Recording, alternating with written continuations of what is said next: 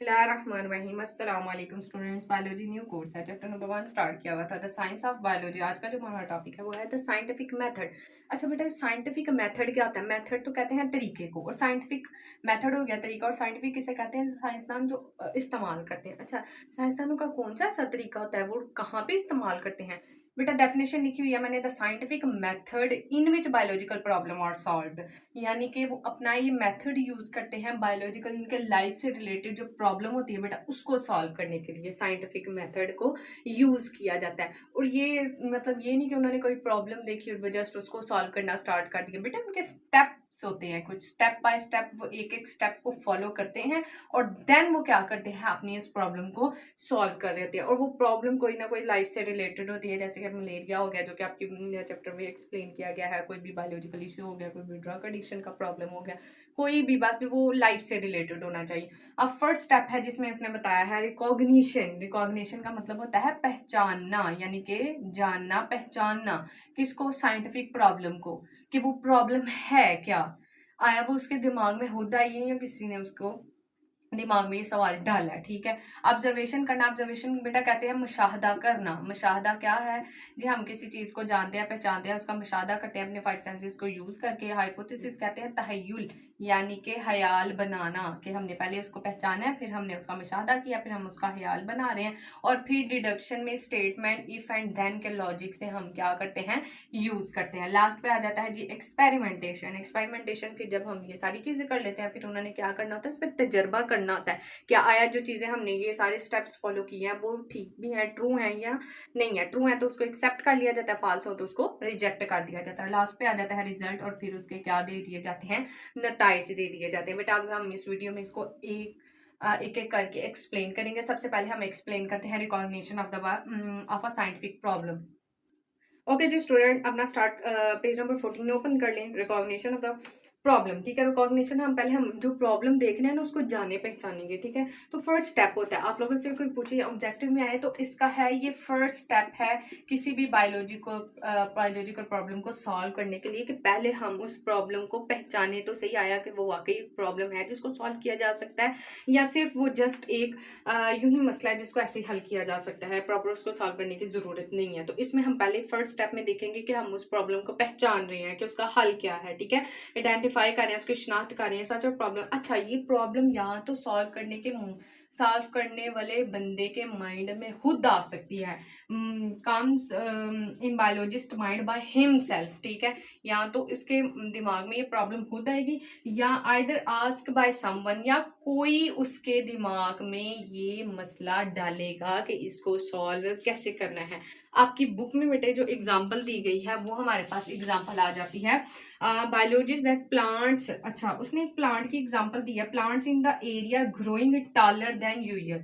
Plant एक area में है, प्लांट एक एरिया में है, अब वो एरिया में है तो उसकी जो ग्रोथ हो रही है ना वो ज्यादा टॉलर है एज कंपेयर टू यूजुअल, या आमतौर पर उसकी इतनी ग्रोथ नहीं होती, या उसके जो नियर बाय क्या होते हैं प्लांट्स हैं उनसे ज्यादा वो क्या है, टॉलर है। ये एक मसला उस बायोलॉजिस्ट को नजर आ रहा है कि एक प्लांट है जो लंबाई में ज्यादा, जिसकी हाइट ज्यादा हो रही है एज कंपेयर टू यूयर, या फिर नियर बाय जो प्लांट्स हैं उनसे ज्यादा है। ये उसके लिए एक मसला है, इसको अब उसने सॉल्व करना है। या तो ये मसला उसके खुद दिमाग में आएगा या कोई इसको डालेगा। देन ही develop a scientific problem, what factors. अब वो इस पे फैक्टर्स जो होंगे बेटा वो रिसर्च करेगा कि इस पे कौन कौन से ऐसे फैक्टर्स हैं जो रिस्पॉन्सिबल हैं इस चीज के, कि वो उसको क्या कर रहे हैं, टॉलर कर रहे हैं। ठीक है, उसको लंबा बना रहे हैं, जो उसकी ग्रोथ इंक्रीज कर रहे हैं। तो ये बेटा हम सारा कुछ किस में स्टडी कर रहे हैं, रिकॉग्निशन में। अब बेटा हमारे पास नेक्स्ट आ जाएगा,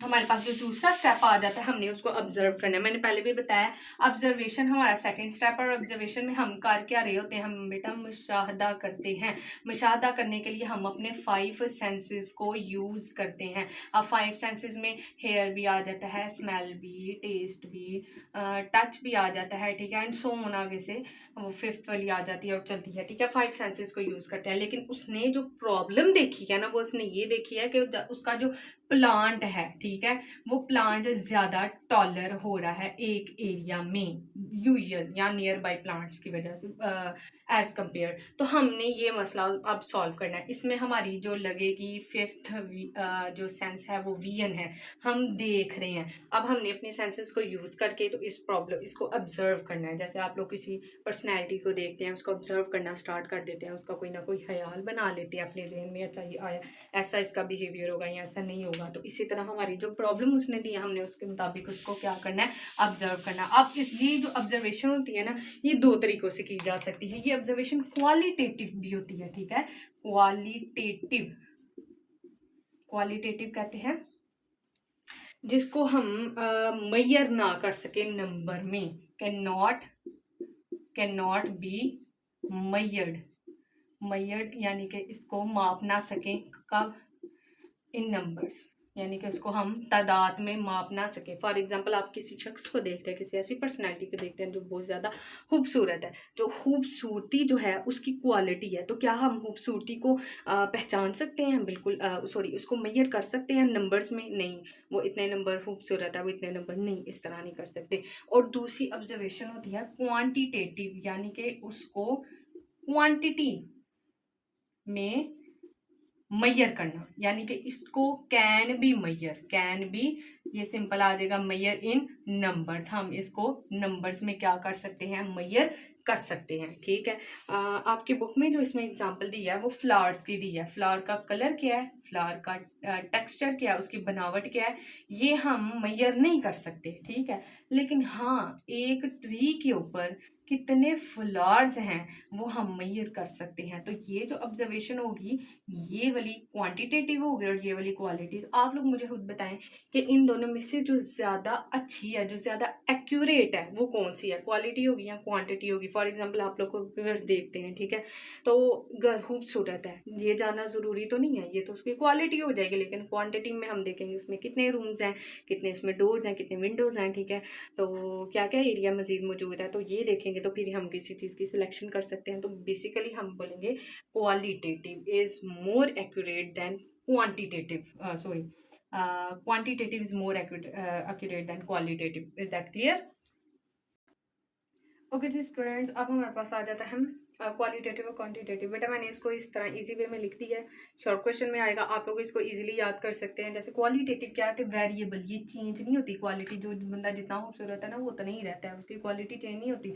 लेकिन क्वांटिटी इनवेरिएबल हो सकती है, यानी कि अगर हमने केजी में, लीटर्स में कोई चीज़ ली है तो वो इनवेरिएबल, यानी कि उसमें चेंजेस आ सकते हैं। It can not be recorded, इसको हम रिकॉर्ड नहीं, इसको it can not be measurable, quality कभी भी मेजर नहीं होती, it can be measurable, it can not be recorded in the term of number, क्योंकि इसमें नंबर क्वालिटी में यूज ही नहीं होते, जबकि क्वांटिटेटिव में जो नंबर्स हैं वो यूज होते हैं। तो एग्जांपल इजी वे में आप लोग एग्जांपल करें, the freezing point of water is colder than the boiling point. Freezing जो है वो फ्रीज है ज्यादा colder than the boiling point से, ठीक है, कोल्डर है देन बॉइलिंग पॉइंट से। अब ये नहीं समझ आ रहा, लेकिन अगर मैं आप लोगों को बताऊं कि फ्रीजिंग पॉइंट कितना है 0 सेल्सियस और बॉइलिंग पॉइंट कितना है 100 सेल्सियस, तो ये समझना ज्यादा ईजी होगा। बेटा नेक्स्ट हमारे पास आ जाता है हाइपोथेसिस, उसको हम नेक्स्ट वीडियो में एक्सप्लेन करेंगे। आई होप आप लोगों को समझ आया होगा। आप मेरे चैनल को सब्सक्राइब करें ताकि आप लोगों के पास खुद बहुत ही मेरी वीडियोस आ जाए। ओके, अल्लाह हाफिज़।